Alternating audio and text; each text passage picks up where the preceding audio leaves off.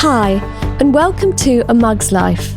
In this podcast, guests bring up to 5 mugs and we chat through each one, the stories they hold, and what makes each mug so special. Grab a cup of tea or any drink of your choice and come and join us. This month's guest is the amazing Emma Puddick, who runs and owns her own company, Emma Puddick Pottery. Emma creates incredible, colourful, handcrafted designs which are inspired by pop culture, tattoo iconography and a vintage style. 2 of my favourite mugs, the weather mugs, are by Emma, and these honestly are my most complimented mugs in the cupboard. Emma spent 20 years doing pottery as a hobby before taking the leap and launching her own company. In the process, she has amassed more than 17,000 Instagram followers, and her shop drops that she does each month often sell out in minutes. We cover so much of this and much more. Emma is so honest and open about growing her business and the pressures that come with social media. She's also got a diploma in Dolly Parton, and her desert island pics sound so fun. I really hope you enjoy this episode.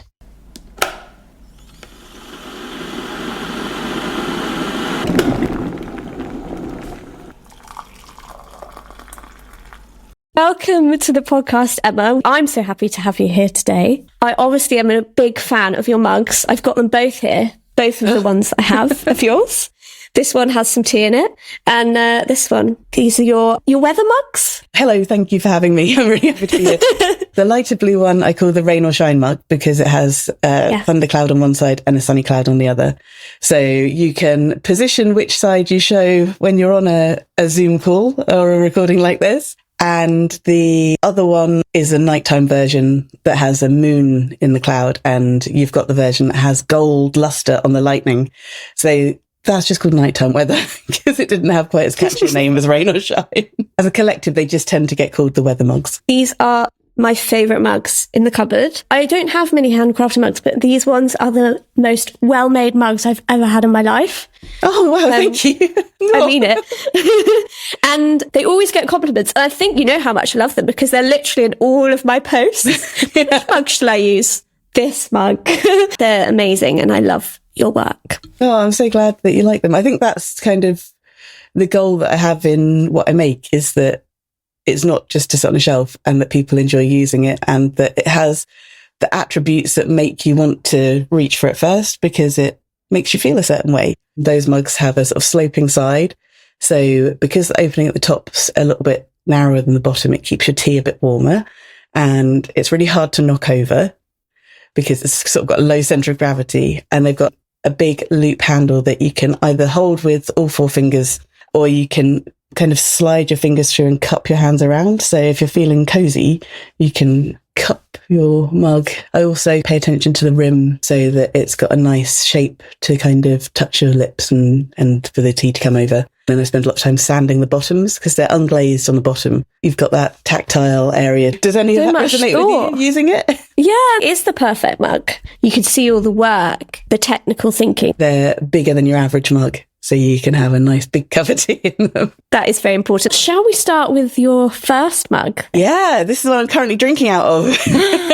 Let me take a sip. This mug is one that I made. It's the same kind of shape as the one you've got, but it's shorter, and it happened by accident. I've been drinking out of it every morning for years. It's the mug I have my coffee out of. I guess I was like slightly less experienced in throwing, and somehow I just ended up making a mug that was way smaller, even though I'd used the same amount of clay. And it has a purple underglaze and a leopard print transfer around it. And it's the perfect size for a sort of small latte or flat white type coffee. Every morning I have a little espresso machine. Not exactly barista quality, but relatively decent. In celebration of being on here, this is my second one today. Just see, I can only get 3 fingers through this one because it is shorter. So you can just put the other one on. It's the smaller mug. Stroke the bottom. Yeah. The smooth bottom of this has got even smoother over the years as well. What inspired you with this? Is it cheetah design? Would you describe it as animal print design? I'd call it leopard print. Yeah, but leopard print. It's sometimes described as cheetah when you're like buying something like that. I was quite involved in rockabilly kind of scene for a while. I used to, when I lived in London, do like swing and jive dancing, and we'd go to a thing called the Rockabilly Rave, which is in Pontins in Camber Sands from about 2008, 2009. I went sort of about a dozen times or something. I think I was just trying to make something that sort of had a slight psychobilly kind of element to it. Like, I really like purple, I really like leopard print. So I was trying to get some of that into a mug. And I did make pink, purple and blue versions with the leopard print. And the leopard print is a transfer. So you buy it. It's like a stick-on tattoo when you're a kid. So I was kind of experimenting with those with a design that I like, because leopard is a neutral. Is that kind of fashion adage that leopard print is a neutral. So I wear a lot of leopard print and have a lot of leopard print. So I was like, I want leopard print ceramics. What's been quite a driving force in what I make and how I like to express myself is colour. Earthy, neutral things are lovely, and some people, that's very much their aesthetic. And because ceramics is made from natural materials and is a very earthy, kind of hands-on tactile thing to do, it lends itself to those natural colours as well. But that's very much not what I wanted to do. My tattoo artist once said, and this is years ago because I've been getting tattooed by him for well over 20 years, why be skin coloured when you can be any colour? Why just be clay coloured when I can try and make it any colour? Certainly what I've seen in a lot of your work, all that, the colour, it's really lovely. It's that instant mood boost, isn't it? When you pick up something with colour and it makes you feel a certain way. A lovely, neutral, tactile, handmade mug helps you feel like calm and grounded. And that's a nice way to feel. But yeah, like you say, the colour and the texture and the sort of iconography and words that I use in my work are intended to make you feel like happy, basically. The mugs that you make are just brilliant. I'd love to hear more about, what did you call it? Rockabilly? I've never heard of this. How does it work? With kind of learning swing dancing, which is more of a 40s style thing. So jitterbug, World War II kind of era stuff, which is very much more to rhythm and blues music from the time. Then kind of moved into jive, which is a slightly different kind of stuff. It's very much not like when you're watching Strictly and they're doing the jive and it's like all over the place. That's not like what a social jive is. Madonna was in this film in the 90s, I think, called A League of Their Own. And they've just made a TV series of the same story, which is a US baseball league during the Second World War. And because all the men were away, they allowed women to play baseball. It's kind of set in that time. And there's some really amazing swing dancing scenes in it. It's very much like a social kind of dance scene. And then rockabilly kind of evolved from the more sort of rebel element of it and hot rod cars and that kind of stuff. So I'm very much not an expert, but it's something that, again, it's a different way to socialise and a joyful way to spend an evening when you're actually out dancing rather than, standing in the corner trying to look cool, because I'm not very good at that. Not very cool. I think those types of spaces are so important, aren't they? Those spaces where everybody's welcome to be who they are and have fun. It's something that I've been less involved in since I moved to Bristol in 2016. Just there's less of a scene here and not around the same people. And it's a lot further to get to Camber Sands. Yeah, also you're very busy making a lot of pottery. Yeah. You sort of did pottery itself for 20 years before moving to a studio to start making your own pottery. Yeah, I started ceramics. Well, I mean, we had it as part of art at school. And then when I was 16, where I grew up, school stopped at 16 and you went to a college to do A-levels or vocational courses or whatever. I went to college to do a GMBQ in art. This is in the mid-90s, so I don't know what it's like now. A GMBQ at the time was like the equivalent of 2 A-levels. So they were like, we do a pottery or a ceramics evening class that is an A-level. So we encourage you to do that. Myself and various sort of stoner boys from the course with basically a lot of nice retired ladies who'd come to do their evening class in pottery. And that's kind of how I got hooked on ceramics. I don't even think we had wheels in that classroom. It was hand building and I did sort of quite large sculptural stuff. I didn't stay at the college for that long. I quit the GMBQ after a term or so, but I carried on with the evening class. And then I started A-levels at a different college the next September. And that college also had an adult education centre attached to it that had A-level ceramics in evening class. I went to a different group of retired people to do my ceramics A-level.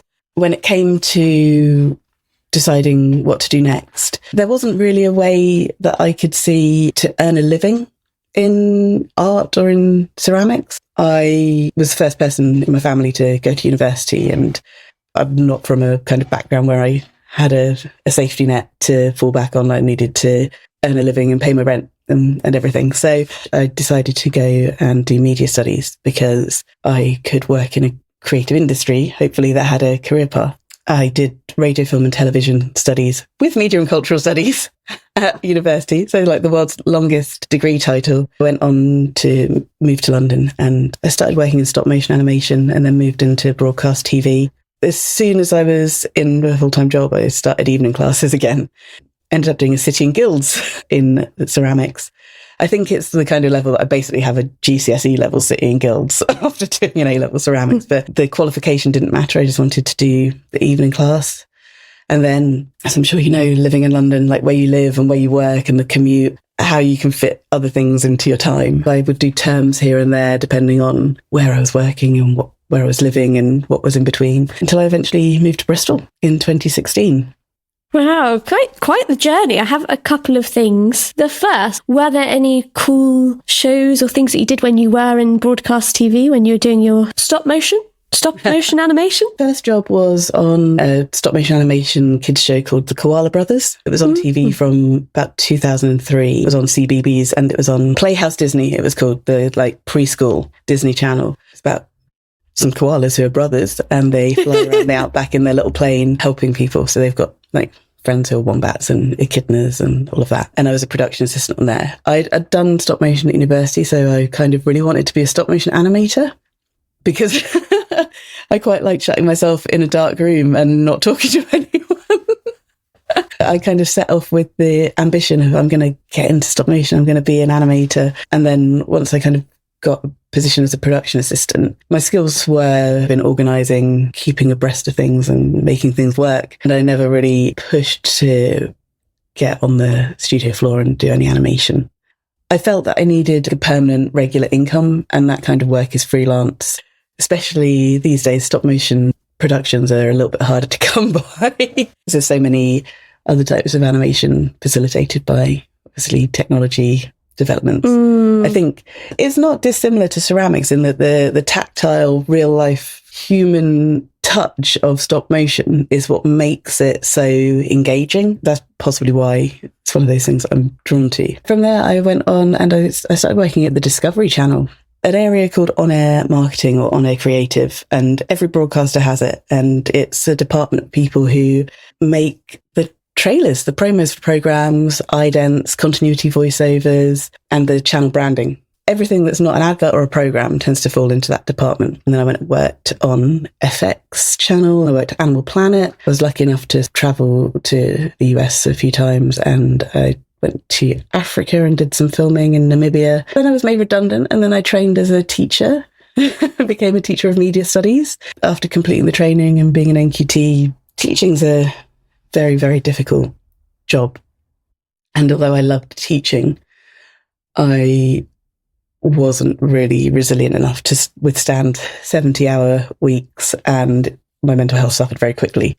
And I left and went back to TV, and I worked in Red Bee, which is an offshoot of the BBC UK TV. Then I went and worked at Sky, and then I moved to Bristol. Into the world of ceramics. Yeah. The other thing that I wanted to ask, based on what you're saying, and sort of also what seems to be happening as well, when you went to ceramics classes 20, however many years ago, and it was mostly older women, perhaps, it seems like, in a really exciting way, maybe Instagram has facilitated this. Ceramics has become quite cool and something lots of younger people now are actually really interested in. It's seen as a genuine way, like you have, to make a living and really enjoy what you're doing. So I wondered if you could talk a little bit about that and how you've seen the industry and the interest in ceramics change over time. Definitely has gone that way. I spent a lot of years in London as a single lady. Every time I'd be like, oh, I'm gonna start an evening class in ceramics again. And my mum would be like, oh, maybe you'll meet a boy. And I'd be like, no, I won't. I'll meet some women in their 60s and maybe a man in his 60s as well. It's nothing against people taking up hobbies and following their passions when they have retired. That's absolutely relevant. It is just recognising a trend that I observed is that I would tend to be one of the youngest in the class, and it does skew female.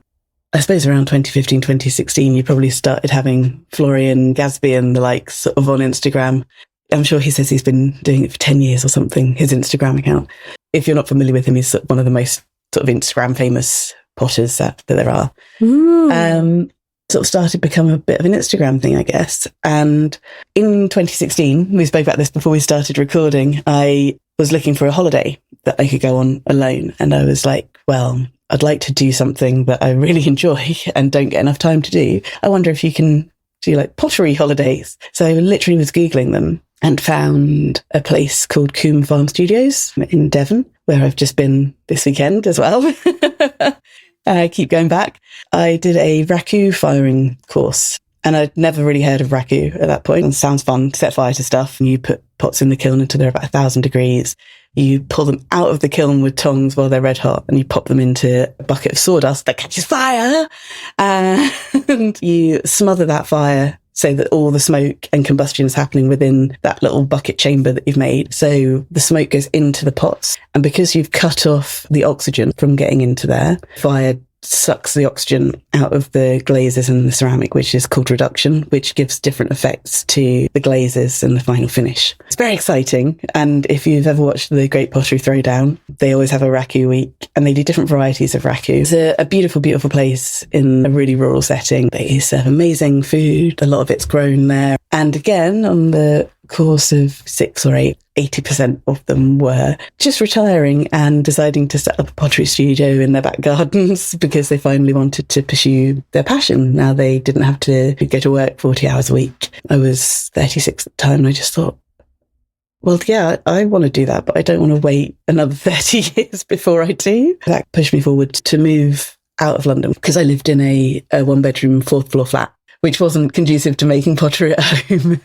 There's certain community studios in London called Turning Earth and the kiln rooms and things like that set up around that time, but they were in complete opposite side of London to where I was. When you're talking about the pottery becoming cool, those kind of things started occurring in trendy parts of London. And the Pottery Throwdown must have launched around that time. It started on the BBC, like the Bake Off, and because it's made by the same production company as the Bake Off. There was a whole scandal, wasn't there? Because Channel 4 outbid, and so Mel and Sue didn't go to Channel 4, and neither did Mary Berry. Hence, I guess the Pottery Throwdown also went to Channel 4. But that's weird, like, by the by. Media chat. We're not on the rest as entertainment. We could be. It's okay.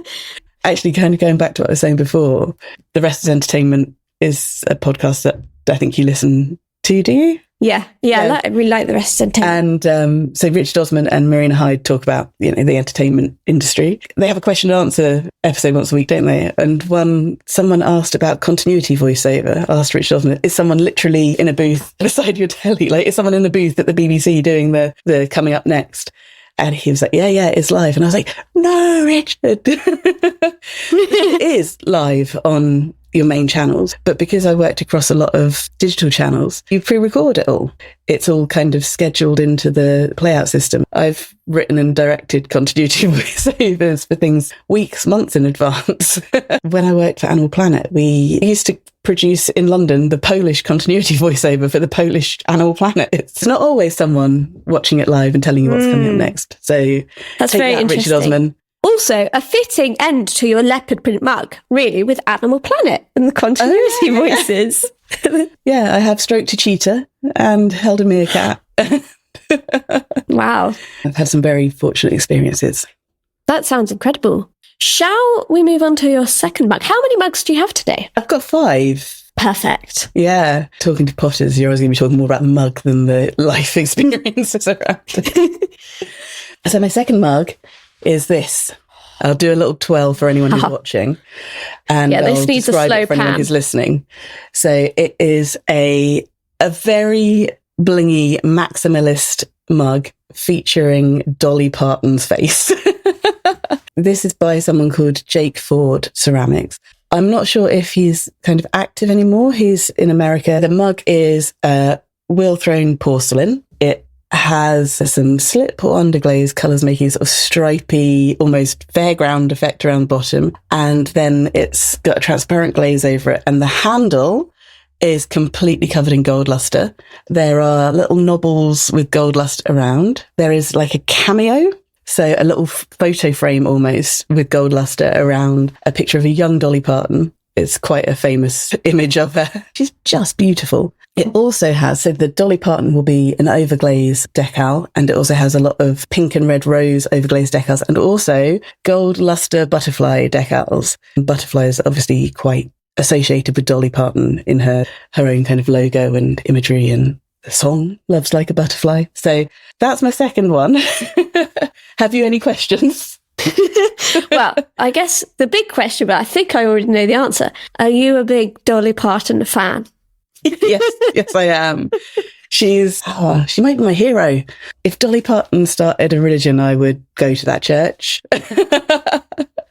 I think last year or the year before, I did an open university course about the music of Dolly Parton. They do a 6-week short course about identity, gender, and country music through Dolly Parton. Online, open university thing. Didn't lead to a qualification, obviously, because, what qualification am I going to get in 6 weeks about Dolly Parton? You learn about country music in terms of musical theory, how people present their identities through how Dolly performs femininity and all that kind of thing. I absolutely adore her. Oh my God. Again, because I'm so cool. I've loved Dolly Parton as a teenager. My sisters are 9 and 10 years older than me, and they've always both been sort of big Dolly Parton fans. We went to see her around 2011 or 2012. I'm going to say like Wembley or somewhere. I also went to see her in Bournemouth with one of my sisters and my niece, and we were in like the 6th row. So I was like so close to Dolly Parton. And then when we left, her tour bus was right in front of us, and we're going to say, like, follow the bus. But they went the other way to my sister going home, and she wouldn't follow the bus. I'm like, follow the bus. I don't know what I'd do if I caught the bus, but yeah. Yeah. I love this. So I have 2 very important questions. What's your favourite Dolly Parton song? Ooh. Oh man, that's such a tough one. You can't have just one. You could have 2. You could have 2, because I acknowledge that I'm sitting in front of a super fan. So the thing is, there's a Dolly Parton song for every occasion. Her Backwards Barbie album, which I think was the tour we went to, has a song called Better Get to Living.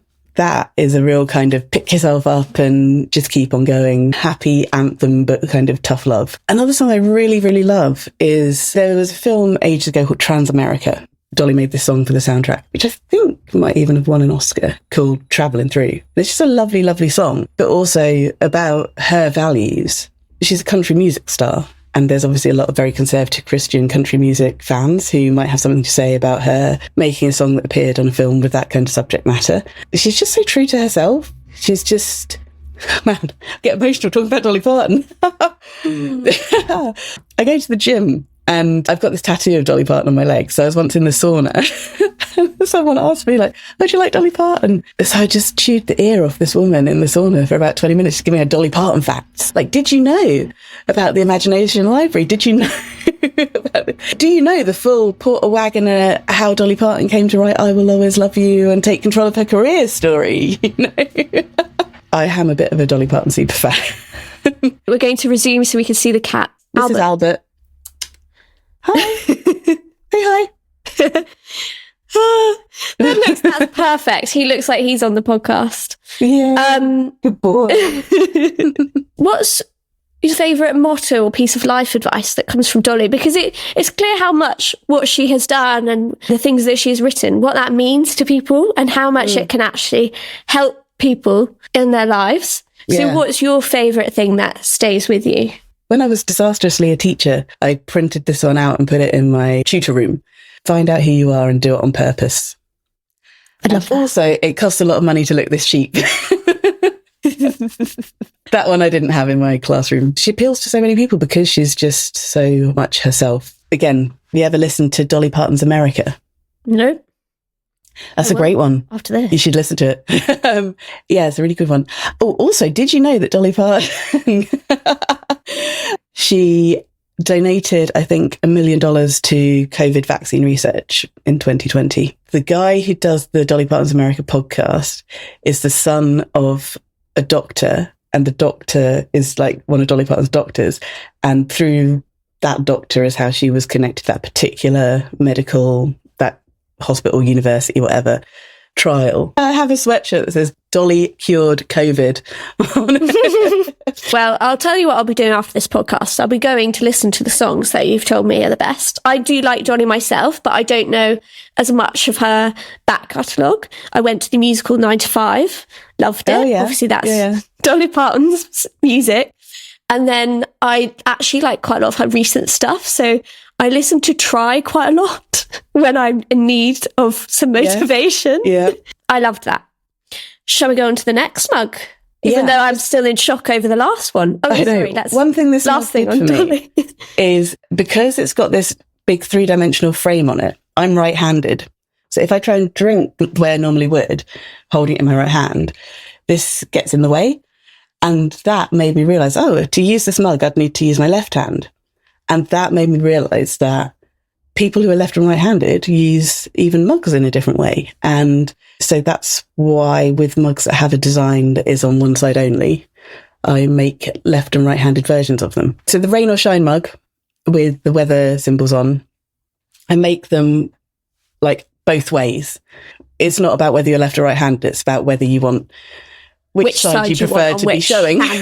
Yeah. You hold it in. And sometimes I sell more of the version which I call rain on left. So if you were right-handed and bought rain on left, the sunshine would face outwards. So sometimes rain on left seems to sell more. And I'm like, because people want the sunshine facing out more. And sometimes rain on left seems to sell more. And like, those people are the thunder people. But who knows? Maybe people just, I just want a mug, I don't care. But yeah. It's a good point though, when it comes to designs, or especially like that, where you've got something coming out of the mug. Yeah. I tell you what, COVID is a good step into the next mug. A factory made, bog standard mug, and I guess it's been Vista printed or whatever, with a picture of me and some of my friends dressed up as characters from Schitt's Creek in my garden. And on the back it says, warmest wishes, kindest regards. So my friend gave this to me as a birthday present because in the lockdowns, we did some kind of fancy dress get-togethers. So when you couldn't see each other at all, on the Zoom, we did a Spaced marathon and all dressed up as characters from Spaced. And when you could get together with like 6 people in your garden, we didn't have the marathon. We actually just had a barbecue and got drunk, but we all dressed up as characters from Schitt's Creek. And I've ended up as Jocelyn and my partner as Roland because the roses were already taken. So that's just a nice memory of how you were able to be close to people at that time.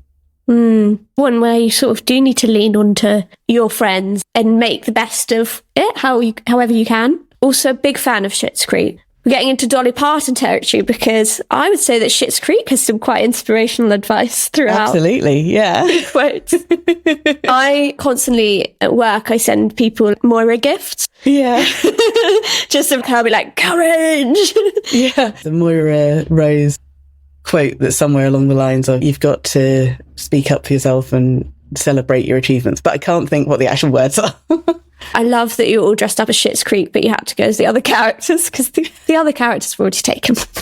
Yeah. As Jocelyn, I really wanted to find like an ugly sweatshirt with kittens and flowers or something on. This is very much like later season Jocelyn, isn't it? Once she had the baby. But I couldn't find one anywhere. I was like, why don't these exist? So what I ended up doing was getting a Poison t-shirt. So when they go to the casino to go to the Poison concert and she gets the bad haircut, so I had like a bad blonde wig and a Poison t-shirt that has been in my drawer for years, and now I wear in the studio. So if anyone ever sees me wearing my Poison t-shirt, it's not because I'm a big fan of the band. It's a t-shirt that can go into the studio rotation. Yeah. For me, like it would become a pyjama top or something like that. Yeah. It's not big enough to be like a pyjama top one. It's a bit fitted, so that's why it's an under the dungarees kind of one. Like when you go to a concert, you always have to order up quite a lot of sizes if you're like, this will be a pyjama top. I've got a Self-Esteem t-shirt that is very much a pyjama top. When she did Glastonbury and had the Madonna-esque boob thing. You look at me like, what? Yeah, a big dome bra that was based on a Sheffield shopping centre and did this amazing set at Glastonbury, which obviously I've watched on the TV. Okay, I will look at it now because otherwise I won't know. You won't know what I'm talking about. Jean-Paul Gaultier, like cone bras that Madonna had in like the sort of early 90s kind of led to the Sheffield shopping centre dome thing. I was obviously at home watching that on TV and just like, oh my God. So it's like Self-Esteem merch. So I bought a t-shirt that says Moody for Life and didn't really have the size guide. So I bought like XXL or something, and it's enormous. It's like proper night dress territory. So that's what it is. Oh, that's so cool. And I feel much better now I have all the context from Googling both the Sheffield Dome and Self-Esteem at Glastonbury. Yeah. We've got both references. Thank you for that. We're on number 3? Yeah. Or number 4? Number 4. We're on number 4. Number 4 is... Oh, very understated. This is by Keith Brymer Jones, who a lot of people might know as one of the judges on the Great Pottery Throwdown. Keith's work is mostly factory produced now. So he handmade things for many, many years. His designs with the words on are made in a factory in China. In quite an interesting way, they're single fired. So rather than making the mug and firing it and then glazing it and then firing it again, it is glazed before it is fired. So it is only fired once. What does that mean? If you were doing that with your own work, would it mean that it's less sturdy or? Well, if in terms of the material, so clay is porous and so it's constantly reusable. So you can dry clay out to a powder and then you can add water and turn it back into a solid that you could throw with. And once you've made a mug, for instance, because we're talking about mugs, it needs to be bone dry before you put it into the kiln. When it's bone dry, it's very fragile because it's the dry particles and most of the water has gone. And at that point, any point up to firing it, you can smash it back into dust and add water and turn it back into something else. It's constantly recyclable until you fire it. When you fire it, the chemical makeup of it changes, the chemically bonded water leaves and it becomes ceramic. And once it's ceramic, you can't turn it back into clay and it can't be recycled. It's for life then. It's going to turn up in a museum thousands of years from now. Ordinarily, you would bisque fire the mug so that you have the ceramic and it's to a lower temperature. It's still porous, it'll still absorb water, but it's not breakable. And then when you put glaze on, glaze is a liquid, so you dip or brush the liquid on, it absorbs the water from the glaze, leaving a powdered surface of the metal oxides and minerals that the glaze is made from. You then fire that to a higher temperature, more chemical changes happen, and then you have the finished vitrified, non-porous mug that you can drink from. So what they do in that factory where Keith's mugs are made, I believe, is at some point before that first firing, when it is still clay, when it could still absorb water, they're applying the glaze at that stage. So I don't know. I mean, there's lots of people who single fire in their studios. One of the potters I know does it, but I don't really know how. I think you put the glaze on when the mug is leather hard. It's firm, but still has water in it. By doing it, you only fire it once, so you use less energy in the process and less time, I guess. But yeah, so back to this mug. It's really interesting though to hear the technical stuff and to learn about it. Because you don't even think of these things when you probably buy your mugs or any other mug. Obviously, not all mugs are made like this one. No, there was an episode of like Inside the Factory where they go inside. I think it was the Denby factory. And so you can see how high-end factory-made ceramics are produced. So it's very much, there's not hundreds of people throwing on wheels. It's some molds, some machinery pressing things and all of that kind of thing. But it's really interesting. The people in the Denby factory seem very nice. So this one by Keith Brymer Jones. So to describe it for people who are listening, it's a hand-thrown mug. It's got a grey glaze 3/4 of the way down, and then the bottom part of the mug is unglazed.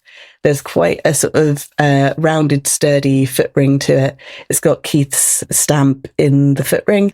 The handle is a pulled handle, and it's a sort of loop shape, and the mug is wider at the top than the bottom. It holds a lot of tea. It's also fluted. It has these ridges going around where it's been carved with a tool, and that's called fluting. So in lockdown, like a lot of us, Keith was hand making mugs in his studio in Margate, and his partner Marge was selling them online. If you were quick, and I put Instagram notifications on for when Marge's posts came up, so I'd know if she'd posted that they were mugs online, and it was like 20 quid.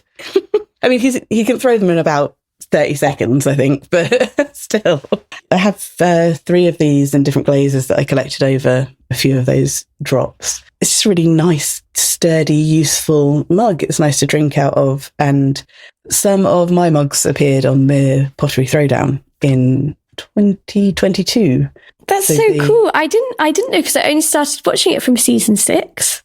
So I don't think I would have seen 2022. So maybe it was season 5. So the art director of the show contacted me, it was about September 2021, and said they'd like to use some of my mugs in, I think they call it the deliberation section. So when they're sat around the table having a cup of tea and talking about like who's going to be Potter of the Week and who is going to go home, they're always kind of using different mugs. So yeah, they had some of mine. So Keith has held one of my mugs, and I've got some of his mugs. Whether he remembers mine is another matter. Which of your mugs were on the show? Rich had a nighttime weather, but his hands are across it. So I don't know if they were like, oh. Not with the gold. No, the gold was a new addition. But his hands are around it through the whole scene. So I don't know if maybe they went, oh, is that some sort of copyrighted symbol that we got put on, or whether he just wanted to hold it. Ellie Taylor was presenting it. Siobhan had her accident. So she had a pink leopard print, the full-size proper version of that one.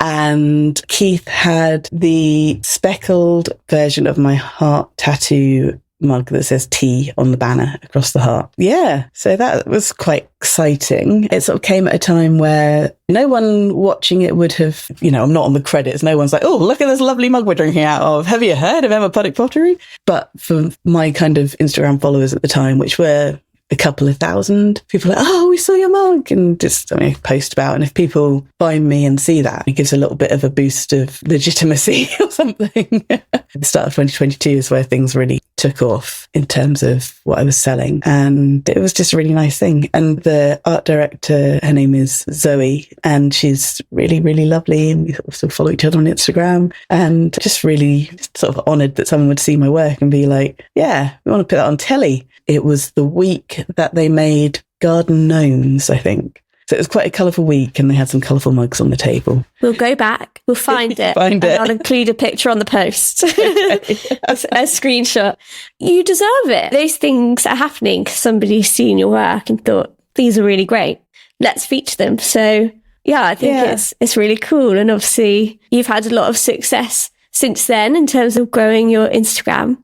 Do you attribute that to anything specific? Or I guess the way that you show up online is very authentic, and you show different ways how you're making your mugs, and you have the drops which sell out very quickly. It's really quite amazing. You use the word deserve, and I always struggle with the concept of deserving something, because I find that a really uncomfortable concept. Yeah, it's a strange thing, and I to some extent really underplay what I've achieved, and sort of self-deprecating and like, oh, I'm just random making mugs in a shed. Not in a shed anymore, because I moved to a bigger studio a couple of years ago. But it is significant what I've achieved. When it comes to social media, there's a real danger of comparing yourself with other people, and that making you feel not good, as well as encouraging you and inspiring you. A while ago, I posted a tour of my studio or something. There were a few comments that were like, wow, that's my dream, or one day I'll have a studio that nice, or you're so lucky, or that sort of thing.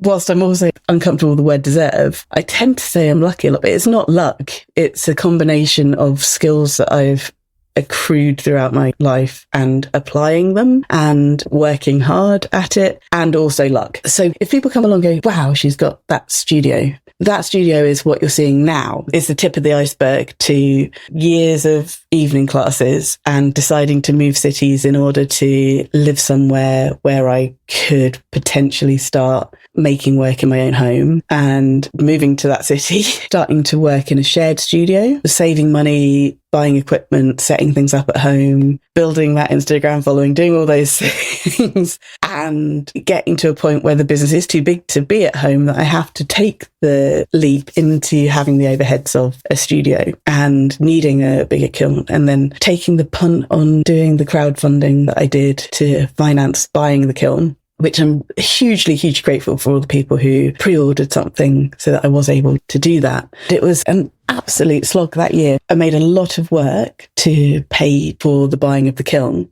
And I also needed to make work to pay the rent on the studio and my mortgage and keep the cats in licky licks and everything else. So don't compare yourself to people. Everyone comes from a different place. And even through the external image on Instagram, people's needs and resources and definition of success varies. For instance, I built things up so that I am able to earn a living that is the living that supports me and pays the rent on the studio and the mortgage and, like I say, keeps the cats in licky licks.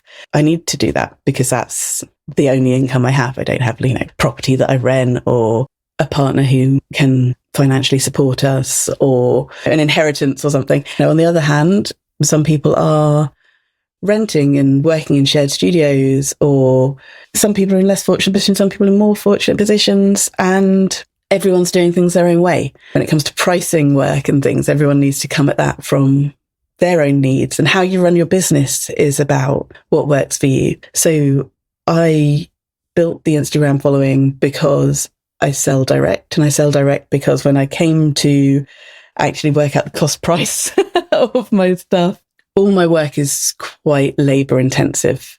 Pretty much every mug that I make takes longer to decorate than it does to make the mug. And that's a kind of whole step that needs to be paid for in my time. The thing about kind of being self-employed or running a business is you start to really understand the value of your time and how to spend your time. And the price of my work is quite high because the amount of work that goes into it is quite a lot.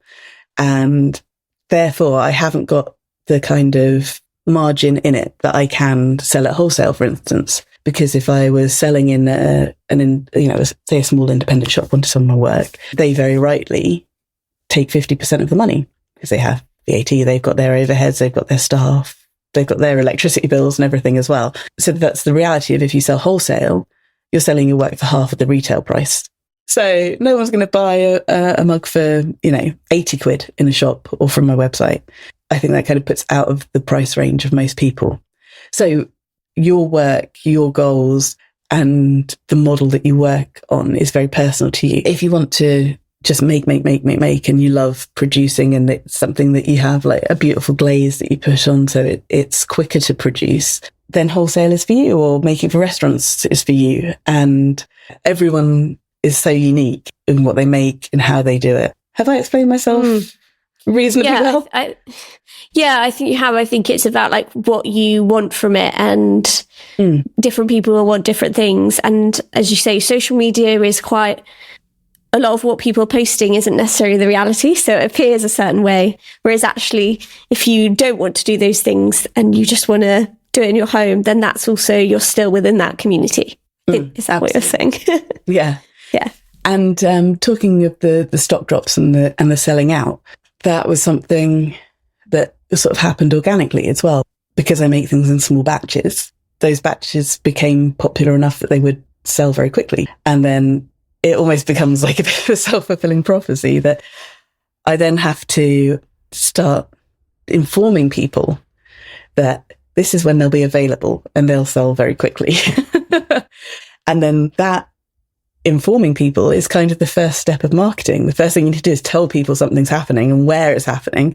And then that almost ends up being a strategy. I will let you know when all this stuff is going to be online and you'll need to be there. And here's what it is. And don't forget to set your alarm and set up an account and do all of these things because it's going to be quick. The excitement of that is part of the experience, I guess. I feel so fortunate that I was able to sell in that way, but also it was hard to enjoy a lot of the time because it would also come with a lot of upset DMs, comments, emails, disgruntled people. And it's sometimes felt like I felt quite commodified. What I make is an extension, without sounding too, airy-fairy about it. It's an extension of me. I'm putting a bit of myself into everything that I make. Then when it becomes a product, even a product that is popular and desirable and coveted and enjoyed, that kind of element of people being angry that they didn't get it, just wanting the thing was kind of compartmentalized and separated from the maker and the personality that went into it. It was quite difficult to work through. It's kind of tailed off in a natural way because the cost of living has really started to bite, I think, and it becomes harder for people to be impulsive about a purchase like this, or even have the money to have a monthly treat of a little something that makes them happy and they have their tea every morning. It becomes harder. Social media is changing. You obviously promote the podcast through social media, and if you talk to anyone who has a small business that relies on social media, reach changes, the algorithm changes, and I think it's because the world is different and because people behave differently. And so I've definitely come to a point where things were going slower but pretty well last year, and then this year, through a combination of personal and family stuff and financial kind of implications of things, this kind of first part of the year has been very slow, and I'm very aware that I'm at a point where I need to evolve, whether that is in terms of what I make, in terms of how I sell it. Would a made to order setup work better? So if you do feel like you've got the money to treat yourself, you can spend it there and then and just wait for the treat to appear a few weeks later. It's all sorts of things that I need to think about and evolve and work on. It's been a sticky few months for me, but I feel that I'm coming to a point where I'm kind of seeing the path. The trees are clearing away. And I'm sort of ready to build a new path out and work out where I go creatively and where I go in a business sense over the next year or however many years. Well, that sounds really overall bright. I think it's hard, isn't it, when you have those. I'm not a small business owner, but I can understand that it's hard when it's been so quick and fast, and then you have these slower periods. You then think about what you're going to do. I also, to go back to your point around the disappointment, it's the double-edged sword of popularity on social media and people feeling like, I think some people do talk to people and forget they're people. They're just angry that they haven't got it. But you've got to remember you're speaking to a person. You're not speaking to a website, an object that creates objects. I'm glad for you that that's hopefully got a bit better. I mean, the whole shop drop experience from a seller perspective would be quite high emotion. Getting all that work ready, doing all the hype, and then kind of getting to a point of, okay, it's 8:00. Is my phone going to start cha-chinging or not? In those times when it was super crazy, I wouldn't be able to use my phone because it's getting boiling hot from the shop notifications cha-chinging, and then all the comments and the DMs and the Instagram notifications and emails and everything. I literally would just have to put it aside, or I learned that I'd have to just put it aside and just be like, all right, we'll come back to that in half an hour and see, because it wasn't possible to reply in real time. And so my partner would be like, how's it going? Oh my God, it's 8:05 and you've sold out. And I'm like, I know, but look, all these emails are coming in. It's so hard to kind of be like, let's pop open a bottle of fizz and put our feet up and get ready to start packing all this up tomorrow because of that. You can put that on me in terms of how you look at a situation. An option of how to look at it is, yay, look, I've sold out and all these happy people. So I don't need to look at my phone or answer these DMs. I'm going to celebrate and revel in how wonderful this feels. I listened to Blind Boy's podcast. And because he talks about mental health quite a lot and self-esteem and things, he often mentions how he tries to avoid the external influences, like the positive reinforcement and the negative reinforcement, because that shouldn't actually affect your worth or value or your self-esteem. And so in that situation, it is quite difficult to take those things apart, because we're kind of programmed to think that success is about likes and sales, and that somehow makes us worthy. So actually, I don't know. I don't know if the not celebrating thing was somehow trying to get out. I don't know. You could have dealt with it. A person could deal with it by just looking at the positives and celebrating, but there were lots of public comments. It's sort of almost like a reputation management to be there replying to the comments. I think I sort of started Instagram in a time where it's very much you reply to every comment and you reply to every DM, and that's how you engage and build a community. By talking to people, if people were saying, I'm so upset I didn't get one, I wanted to be there saying, I'm so sorry, it sold out super quick, please try again next month, I'm so happy you want one. Sometimes the way that people expressed their disappointment was less kind than other times. So there's a lot to deal with. Yeah. It's really important to hear the side of things, and also the side of things that you don't see. Lots of people see a really popular person creating pottery, selling out, but what you see is a great success. But what's behind that success is a lot of hard work and going through quite a lot to get to that point. So it's a good reminder that you don't ever know the full story. Yeah, yeah. And in anyone that you're looking at, it's very easy to tear down actors and celebrities and things without knowing what's happening to them as a human being. And is it Chapel Rowan who posted something about, please don't approach me and kind of mob me in the street? And everyone's like, what, how dare you? Because we own you now. We've listened to your song on Spotify. We're in a kind of age where everyone can communicate with everyone else, and anyone can say anything, and it's out there on the internet. What am I doing? So you do find that you have to moderate what you say. It's probably something that I've done as my followers have grown. I mean, I don't have an enormous amount of followers by any stretch of, well, I have a very reasonable amount of followers, and an amount of followers that have allowed me to do this as a business. But in the scheme of things, I know lots of potters who have well over 100,000. But followers don't necessarily equal sales. Again, it's about comparing yourself to other people and looking at the big picture, because people who want to watch your videos are not necessarily the same people who want to buy the products. You can be an incredible content creator and really not be making very good pots. Or you can be an amazing potter, but you've got no clue how to make content. When I started selling, I kind of felt like, what right do I have to think that I can do this? I was in a shared studio. I'm like, I'm not the best potter in this studio. I'm not the best potter in Bristol. I'm just not the best. Why on earth should I think that I can sell my work and people would want to pay money for it, and that I could do this? The one thing that made me change my mindset is like, the only difference about people who do succeed and who don't succeed are if you've done it at all. So I might not be the best, but I'm going to do it. And I'm a lot better than when I started.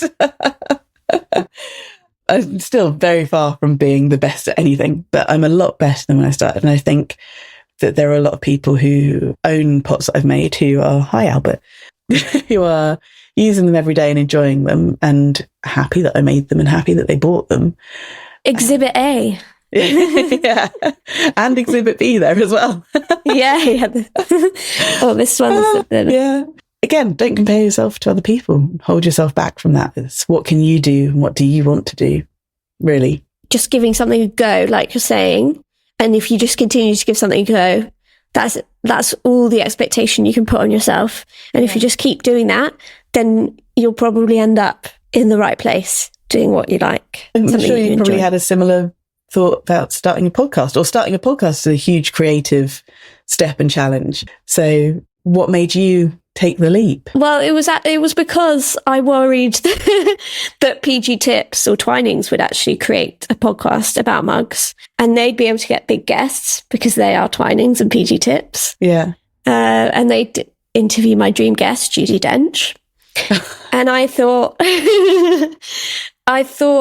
if I don't do this, even though I have no idea how to even upload anything, how to record anything like that, then if that happens, I'll be like, oh, that was my idea. And everyone will be like, yeah, sure. Oh. So you just got to do it, like, and have no regrets. Yeah. I think that's, you need to reach out to Julie Dench. I do. Yeah. Shall we go on to your final mug? This is a mug by a potter called Adam Frew. It is a porcelain mug thrown on the wheel. It has a pulled handle and it has coloured slip decorations and unglazed areas with coloured slip. It has a celadon glaze over most of the parts apart from the unfired parts. It is a really beautifully made mug. I went and did a course again at Coombe Farm Studios with Adam in how to throw porcelain, and he is the most wonderful teacher and kind person and so generous with his knowledge. So I bought that from the work that he'd brought to the course, and I made some porcelain things myself. I've not made much since. Porcelain is lovely, but one of the challenges of my work having been so popular and the fact that I've needed to make it to sell is that I spent a lot of time in production of the things that I've designed rather than having time to explore new materials and new designs, hence not kind of following porcelain so much. This mug I use mostly for a drink it's from Whittards, and it's called Dreamtime. So I have a little bedtime Dreamtime in there. It's a treat because it's one of their like instant tea things, and they are mostly made of sugar. So I don't have one every night. What does instant tea mean? It's like a sort of just a granule thing. And so it's not a tea as such. Like it's not like black tea, just a sort of sugary tasty calming drink. Yeah, so is it like a hot chocolate powder? Like a it's like a powdery granule thing, like instant coffee, the granules, and you just add boiling water to it and stir it up, and then you've got a hot drink. When they first kind of brought them out, I liked the glühwein, like a mulled winey tea drink thing. They're very nice, but they are almost entirely sugar. So I just sometimes have a Dreamtime because a non-caffeinated hot drink before bed. In that mug? That mug works perfectly for it. I love the specified mug. Yeah, everything has its mug. What I've realised when talking to people is each mug has a slightly different function depending on its size, depending on its look. Yes, so this one has straight sides, which means the top of it is open, and I guess the drink cools quite evenly. Things don't go cold the instant they're in it, but it doesn't keep something hot for a really long time. Having a drink before bed, it cools down in a reasonable amount of time for me to drink it and then go to bed. Perfect. That has been very fun. Thank you for taking us through all your lovely mugs. They've been very varied mugs, especially from the ones that you've made to Dolly. I won't forget Dolly in a while. Dolly Parton. When I bought this, I was like, I'm going to drink from it. I'm going to use it every day. And then I was like, I can't. It's too precious. It cost a lot of money. And because it came from America, it ended up having customs import fees on it. So it cost like another 20 quid on top of that. So it stays on my shelf of special ceramics and is just admired. Display, beautiful. Yeah. It's not, display is the wrong word, isn't it? It's a treasured piece of art. Yeah. It's a precious thing. My new quickfire favourites round that we've brought in. So the first is your favourite tea. This is not a hard one at all. It is Yorkshire Tea's Malty Biscuit Brew. So it's tea that tastes like you've dunked a malted milk biscuit in it. It's a yellow box. They only come in a pack of 40, which is bad news because it's the only tea me and my partner drink. So we get 2 tons of it. If it's ever on offer in the shop, I'm just like scooping the whole shelf load into my trolley. Favourite coffee? I have recently started getting a subscription in coffee from a Bristol-based roastery called Wogan Coffee because I was drinking my ground coffee from the supermarket, Lavazza. It's basically over the last few years doubled in price. 250 grams of it is like a £5. If I'm paying £5 for 250 grams of coffee, I'm going to get nice local independent business roasted coffee. They do a subscription that arrives every month. I'm just starting to try out their different blends. They have one called Kiln that I got that was really nice. because I'm never not on brand. And they have just an espresso blend that is ideal for latte, flat white kind of coffee that I drink. I don't drink coffee black or like just with a dash of milk. I kind of only have it in a milky way. I didn't drink coffee until I worked at Sky in my mid-30s, because they had a lot of coffee shops around the campus. There's a big site out in West London. They very much subsidise food and drink for employees, and that classic giant corporate, don't go home, look, it's so nice here, you can get a coffee for £1. Started drinking coffee to like survive there. Yeah, I got a taste for it only in a milky way, and I have soy milk or oat milk because I'm intolerant to cow's milk. So I have oat milk in my tea, and I think I heard you talking about this with someone before. Yeah, because that's the one I struggle. In tea, I do find it slightly alters the taste. Well, this is the thing. Experimenting. It is specifically Oatly whole milk from the chilled section. I think you can't really tell the difference from cow's milk in a cup of tea. And I now I don't like the taste of, like, if I drank a tea with cow's milk, it was like, oh, it tastes bad somehow. So, yeah. But I use soy milk in the lattes. Love it. Love the variety. What's your favourite biscuit or chocolate to have with your coffee or tea? Ooh. I don't, as a rule, have a biscuit dunked in, but when I'm taking like product photos, the best way to show like the size of a mug is to get a really generic, well-known biscuit. So I tend to do things like buy like Sainsbury's own custard creams, but are like 35p, because everyone knows how big a custard cream is. So a couple of custard creams next to a mug in a picture gives you more of an idea of how big it is. Years ago, when I sort of first started selling things, I started doing the tattoo mugs that were the size of the mug you have. So they're a bigger size, so you hold about over 400ml. So I had a picture just of the mug with nothing around it. And I sort of did a poll on Instagram, like, do you think this mug is really big or really small? And it was like an even split of people who were like, oh yeah, it looks really small, and people were like, oh yeah, it looks really big. So I'm like, oh, I have to have something for scale. So it's like custard cream for scale, or I'm most likely to have something left over from a photo shoot dumped in my tea. So like a custard cream or a malted milk or something. Although golden Oreos are rather nice dumped in tea. I love all three of those biscuits. Big advocate for any of those. Or a crunch cream. That's a good one. A Jacob's crunch cream. Do Foxes do one as well? Yeah, I think so. Yeah. Jacobs do crackers, don't they? Yeah, Fox's crunch cream. They're probably Jacobs do that. Probably all the same factory. Yeah. Favourite TV show? At the moment, Hacks. It's a new season, having to wait every week for an episode. It's like, oh, it's like the old days. And it's just so funny. I recently watched it. I'm just at the end of season 3. So yeah, wholeheartedly agree. It's a brilliant show. But my guilty pleasure for just feel good stuff is Sort Your Life Out with Stacey Solomon.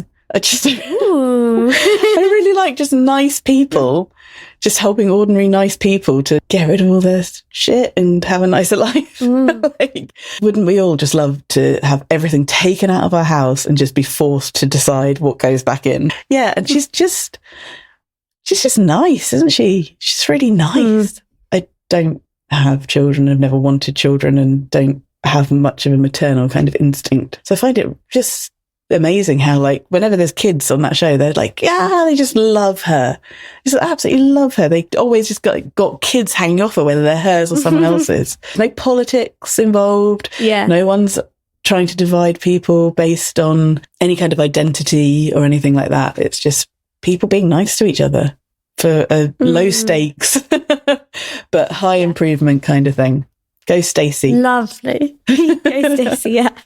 Sometimes that's what you need, though. And it's also like, it's really positive sentiment, isn't it? Trying to do lovely things for other people. So yeah. Do you have a favourite book? I have been really bad at reading physical books possibly because I spend too much time on social media. My attention span is blown.